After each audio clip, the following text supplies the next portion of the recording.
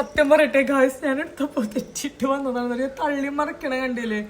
ഞാൻ ഇട്ടിട്ടുള്ള കൺസീലറിന്റെ ഷെയ്ഡ് ചോദിച്ചിട്ട് വെറും ഒരു 200 സംതിങ് ആണ്. ഒരു സ്വിസ് ബ്യൂട്ടിയുടെ ഒരു കൺസീലർ ആണ്.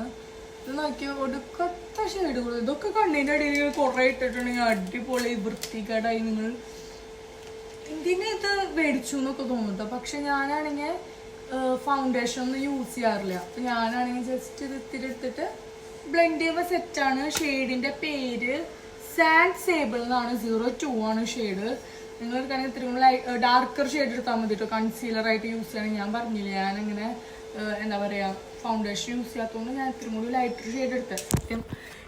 എന്തായാലും എനിക്ക് ഇത് കൊണ്ട് കുഴപ്പമില്ല. കാരണം ഇത് ഇത്തിരി ലൈറ്റർ ഷെയ്ഡായിട്ടാണ് എനിക്ക് വന്നത്. ഭയങ്കര പാറി വെളുത്തു മാറണമൊന്നുമില്ല. അപ്പോൾ കുഴപ്പമില്ല കേട്ടോ.